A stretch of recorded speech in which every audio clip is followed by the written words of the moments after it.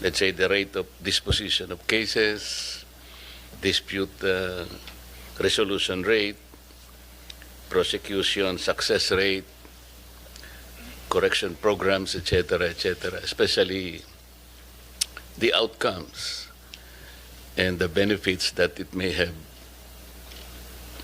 rendered society. My initial concern is how we are able to relate all these programs, these outcomes, these achievements for our ordinary people to appreciate. Like if an ordinary person is hearing our presentation this morning, baka hindi niya masyadong maintindihan. What are the benefits that it may accrue the society in general? Can I walk at night more peacefully and more confidently today because the Department of Justice has presented several accomplishments that may or may not be understandable to him? Can he smile more openly today? Kasi as compared to the last year or previous years, necessarily you achieve more than the previous years. Paano kaya yun? How can we make our ordinary citizen appreciate all this? Para sa ganon, they can relate to what the DOJ is trying to do. Mahirap naman kasing sabihin na, ito yung nagawa namin, but how can the ordinary Filipino appreciate or even understand sa kanyang pangkaraniwang buhay? Opo, maraming salamat po sa tanong niyo, Senator Dante. Basically, ang Department of Justice po, without talking about the mandates of the particular 10 attached agencies, constituent agencies, meron pong dalawang mandato na malaki ang department, ang kagawaran. Ito po yung isa, yung NPS, yung sa prosecution service, at isa po yung legal services. Dagdag pa po dito yung iba't ibang mandato ng mga batas na itinalaga natin. Kaakibat din po dito yung mga iyakat, yung ibang programs po natin sa OSAEC, OSAM, at yung Witness Protection Program. Pero sa pangkabuuan ho, kaagibat po namin yung may tinatawag po, Senator Dante, yung Your Honor, meron po tayong yung Judicial Justice Zone na ginagawa po, na ang konsepto po, umuupo po ang, dahil bahagi lang ho, ang Department of Justice para maramdaman ho ng mga kababayan natin yung pangkabuang epekto. Naupo po doon, Kung tayo pong dalawa ang nag-uusap nito, I can easily understand you. Opo. And as one, I will appreciate all of these programs that Yes, the DOJ opo. has been struggling to do and have achieved over the years. Ang sinasabi ko, yung ordinaryong tao, you have prosecuted so much, for example, compared to the rest of the prior years. Marami kang nakorek na mga erring individuals now in the care of the Bureau of Corrections. Ang tinatanong ko po yung, paano maiintindihan ng tao? All of this collectively contributed in pacifying the restlessness of our people in their communities, lalo na yung medyo palagi yung criminality. So is it possible that we can relate, for example, all this collectively in saying that, ang criminality ngayon po is lower because it is directly correlated with what we have done so far? Yung ganun ba? Something that we can tell our people back pag-uwi natin. Kasi maaaring nakikinig sila, but naiintindihan ko po na gusto rin nilang intindihin how much has been achieved over the years. It may not be so meaningful to them. Yung mga they will purely stand as statistics. Pero yung mas importante sa kanila yung ano pala tayo ngayon, mas ganito pala tayo ngayon, ganito. So how can we tell them? Paano natin ipipresent sa kanila in a more meaningful way, understandable to ordinary people? Opo, naunawaan ho namin yung barrier na mas maunawaan ng mga ordinaryong Pilipino. Kaya nga po patuloy po yung pakikipagkaya. Hindi lamang mauna yung ma-feel nila ang difference. Yung maramdaman po. Kasi, let's say, 2025 ngayon, or sabi niya, mukhang ang tahimik tayo ngayon, ha? Yung maramdaman lang niya na ganun, comparing with what happened in 2024. Opo. Di ba? Huwag nating isama yung mga calamities. Wala naman kayong kinalamanan doon. With or without DOJ, darating ang lindol dito. Ang sinasabi natin, yung environment ng ating mga mamamayan. Can they compare what happened in 2023 and 2025 so far na yun siguro yung mas hinihingi nila eh. Opo. Tingnan mo kanya, dahil sa nakakapaglakbay na tayo ng mas maayos ngayon, nakatipid tayo ng ganito, hindi na ako naglalakad, yung tricycle, ganito, yung ganyan. Something that people will easily appreciate. With your permission, Undersecretary Jesse Andres will respond. Magandang umaga po, Mr. Chairman, Senator Gatchalian, Senator Marcoleta. Sa ordinaryo pong mamamayan, ang sa tingin po naming mahalagang pagbabago o reforma na nararamdaman nila ay patungkol po sa karapatang pantao at po sa tinatawag nating court congestion at saka jail congestion. Ang isa pong napaka-significant na reforma natin, yung binago po natin, yung antas po ng ebidensya bago po maisakdal sa kasong kriminal ang isang mamamayan. Dati-rati po, ang pamantayan po ng pag-file ng kaso sa mga korte ay tinatawag natin probable cause. Medyo mababa pong antas ng ebidensya yon. At ang ating pong maliit na mga mamamayan na hindi po tama ang representasyon ay maaari pong makasuhan at makulong kahit po hindi sapat ang ebidensya.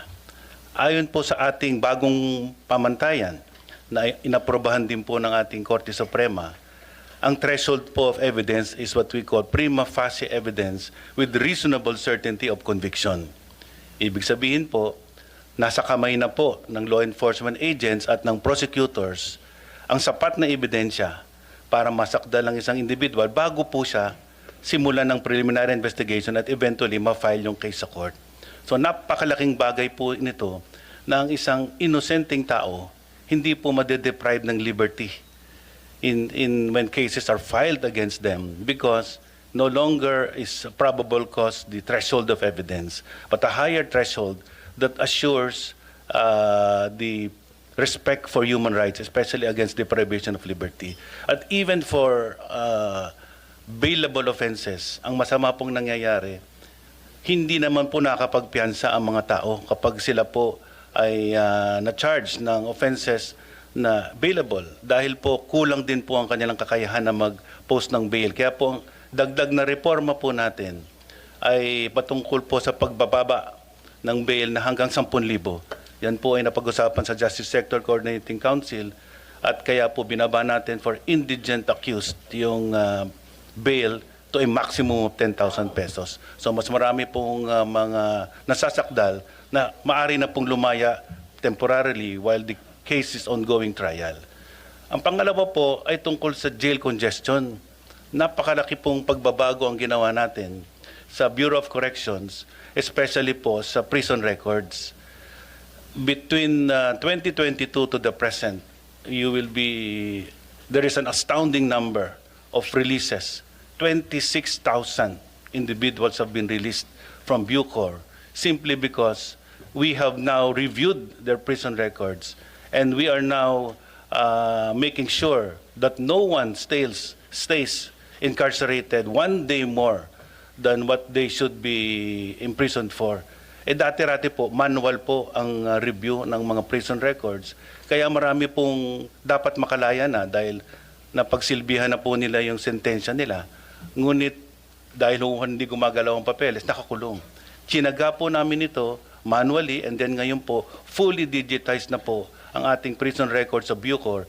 Kaya po, napakarami na pong na-process, na-release ng mga tao. So yun po ang immediate na impact sa taong bayan. Hindi po kayo dapat mangamba na makasuhan dahil po kapag meron lang sapat na ebidensya, doon lang po kayo maaring kasuhan.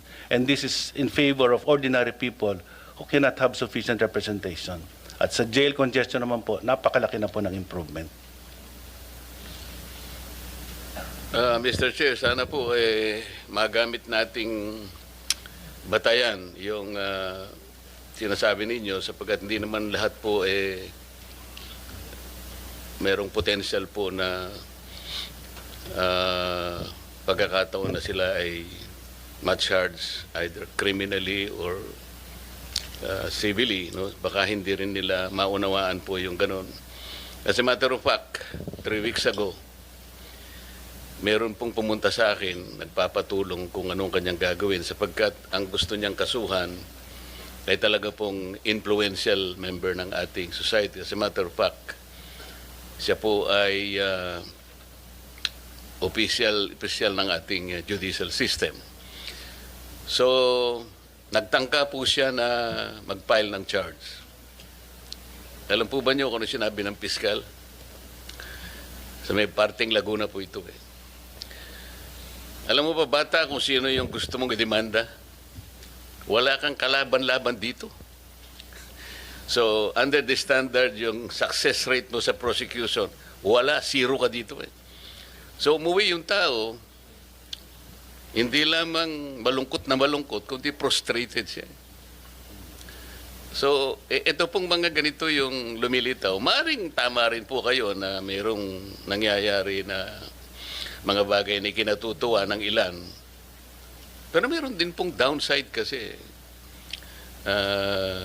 Ang sinasabi natin, wag na yung masyadong highly technical na pag-uusap.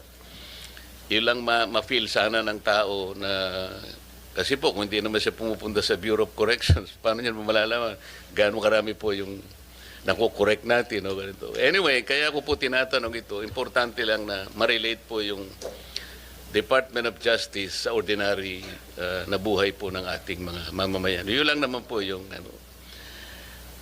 kasi po kagaya po nung sinabi ni ASEC Jermar kanina, ang DOJ ay talaga namang siya yung ating principal law agency sang-ayon sa ating Administrative Code of 1987. Di ba ma'am, sinabi mo kanina? Sa napaka-importante po ng role na ginagampanan po ng DOJ. Earlier po in our work in the Senate, more particularly the Blue Ribbon Committee, this representation as the erstwhile chairman of the Blue Ribbon Committee tried his best to get to the bottom of the investigation. We're talking about the flood control anomalous projects. Ang sabi pa nga namin noon, sisisirin po namin yung baha na yan para makita natin ang mastermind. Napakahirap po ng objective na sinet ng inyong lingkod kasi ayoko naman ng na-pinpoint lang natin. Sabi ko nga, puro sap-sap lang o maliliit na isda. Dapat yung ma-target natin, yung pinakamalaking isda. Kasi siya yung nanggulo ng sistema kung bakit nangyari sa atin ito. And so, I maximize the potential. Naisip po yung Witness Protection Program.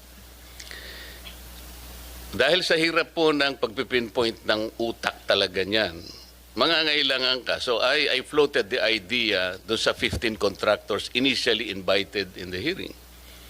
Ang sabi ko sa kanila, well, ano po ito, napakahirap po ng inyong kinasasadlakan ngayon sa investigasyon ito. Unang-una, yung offense po na ating pinag-uusapan is a major offense. Plunder nga po ang mangyayari rito. At least marami pang iba. So, kung gusto po ninyo na tulungan ng Estado, meron po tayong remedyo rito because this is legislative investigation.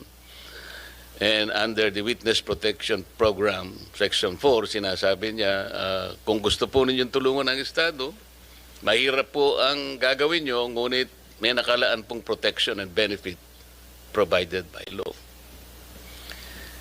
So nung pinload ko po yung idea na yon, dalawa po yung lumabas, yung mag-asawang Diskaya. And initially, he enumerated 17 members of Congress, House of Representatives.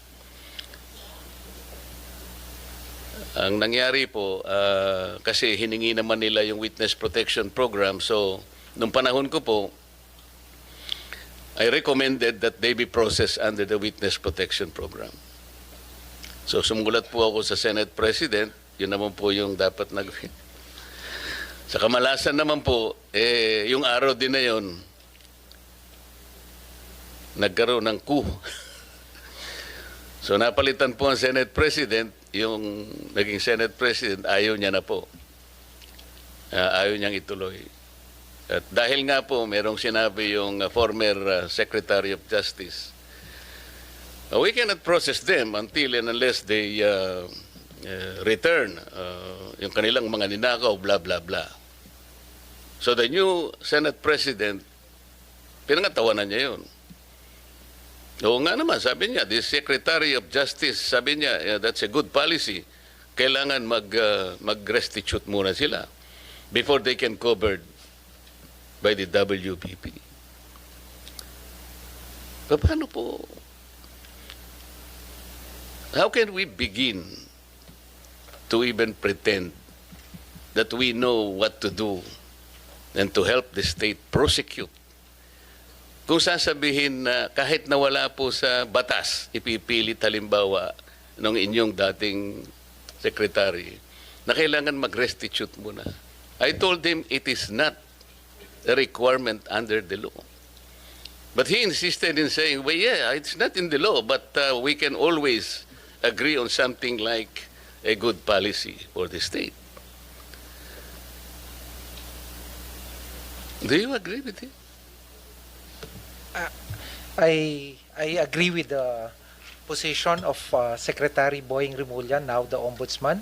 Basically, it being one of the conditions. When we look at this, Your Honor, no, we're looking at on the ultimate objective. Paano yung Estado mananalo at mapapanagot itong mga to?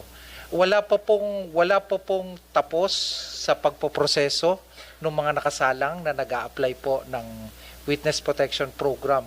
Kasi kaakibat po sa pag-aaral na to, kasama rin po yung under the Witness Protection Program, kasama rin po sa pag-aaral ng atin pong prosecution team na yung paano kung pwede ba under Rule 119 naman pagpasok po. Marami pong iba't ibang binabalangkas at pinag-aaralan, Your Honor, at itong mga bagay na to, pwede pa pong makapagdagdag. Ipapasa ko ho kay Chief Dong at ito po ay aming masusing pinag-aralan at ilalahad niyo po yung iba pa pong mga prosesong tinitimbang. Wala pa pong sarado, Senator. Lahat po ay tinitimbang pa. If with the permission of the Senator, Hindi, ang ibig kong sabihin, Opo. kung ipipilit na merong restitution kahit wala sa batas, so how can you process the application, for example, of the applicant? Kasi, kapag tinignan mo yung, I think the applicable section is Section 10. Basahin mo yun, wala namang restitution. So, kung ipipilit natin that somebody should first restitute, doon pa lamang sa title ng batas, Secretary, it is all for the benefit, interest, and protection of the witness. To burden him or her with additional requirement which is not in the law. Hindi ko ba intindihan? How can you agree with that? Your Honor, ang tinitingnan po dito ay yung pangkalahatan. No, I'm talking about Opo. the WPP. Opo. What pangkalahatan ang sinasabi ninyo? Ang kailangan po kasi sa dulo nito, manalo po yung Estado laban. Kaya mapanagot nga, po but yung- before you do that, Opo.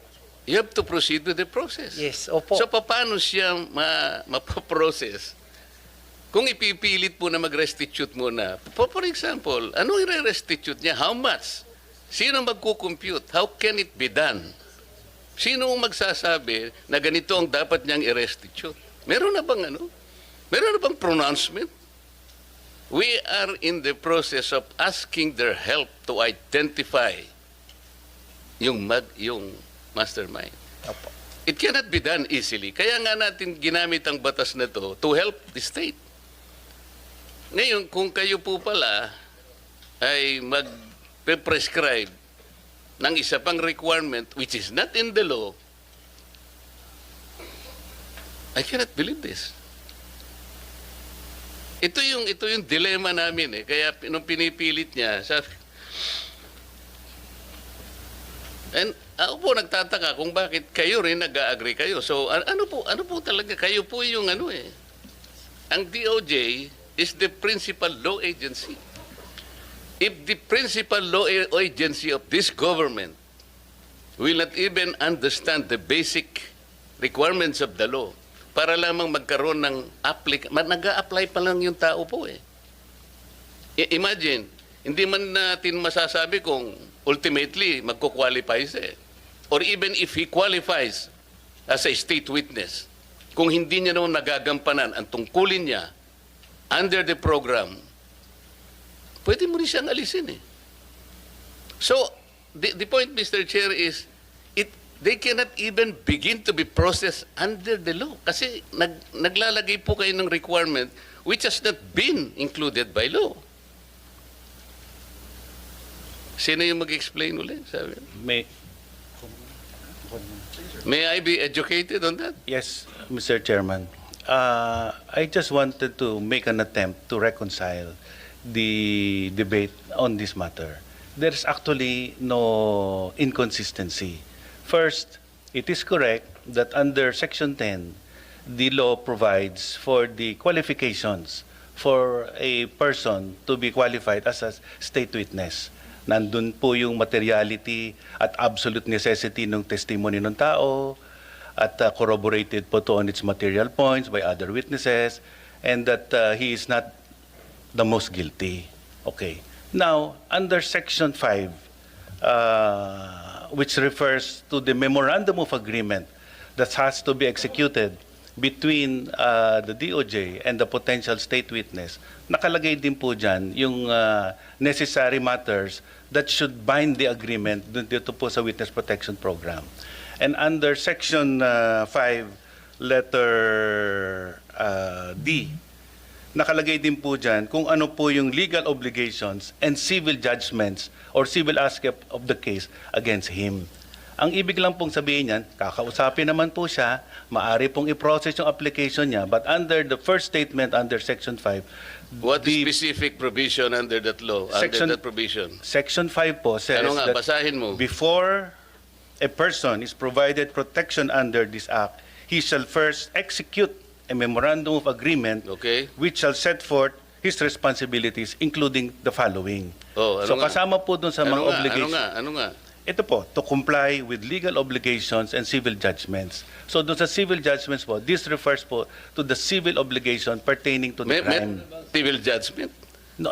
We are saying legal obligations. Ang basis po ng legal obligations The basis of includes- legal obligation is the law itself. is the law itself, Oh, which walang includes, nakalagay na restitution, bakit mo ikokot yung which includes memorandum? po other provisions of law, including the Civil Code on unjust enrichment. Kasama po yan. Every law should be read consistent and harmoniously Paano mo nga with other i-apply provisions yun, of the even law. the civil code? How can you apply? Paano, ano yung i-restitute niya? Alam mo, magkakatalo lang tayo rito eh. Hindi ho. The Let DOJ me is distinguish- in a position to even calculate how much the applicant should restitute before he can be processed under the application. I'm making a distinction po between process and enjoying the benefits under this act. So, ipoprocess na po yan dahil matagal po naman ang paraan para malaman at matuntun ang lahat ng civil wala pa nga obligation. pong statement whether or not meron nga sila. Wala pa tayo eh. kailangan po natin makuha ang mga statement ng mga potential witnesses. Kailangan pong evaluate, kailangan pong malaman Doon sa, kung ano po doon sa yung memorandum na lahat po ng sinasabi mo, Yusek, sinasabi restitution? Opo, kasama po. Sinasabi dyan? Hindi, ang word po dito ay civil and legal obligations. Understood po na ang legal obligations has many sources. Saan ang Kasama gagaling po- ang obligation? The law does not provide restitution in the first place. That is very simple. Legal obligation po has a Huwag specific kayong definition. mag-imagine ng argument, Yusek. Magtatagal lang tayo rito. This is very simple enough. Apo. Anyway, ang sinasabi ko lang Kapag po, ka ba hindi provided ng batas, magiging reasonabling obligation under the provision you're quoting? we are saying that legal obligations is defined under You the law. you cannot And legal even, obligations you includes cannot unjust use, enrichment. your opinion will even matter here. That's your opinion. Ang pinag-uusapan natin is the requisite of law. Thus, the maxim expressio unius est exclusio alterius ring a bell to you? Alam po natin yun. Ang O anong sinasabi ibig ko po, sabihin nun? ang what is expressed excluded is not included. Kaya nga. So- You are including an opinion which was not expressly enumerated under Section 10 of the law. Hindi. We submit, Your Honor, that a witness can be processed under this program, but he cannot receive any of the benefits as stated in Section 5 unless the matter referring to legal obligations is reduced into writing in a memorandum. So, Yan Mr. po ang Chair, position namin. the opinion of the USEC is trying to supplant the very clear and categorical provision of law. We submit, Your Honor, we're just reading the text of Section 5.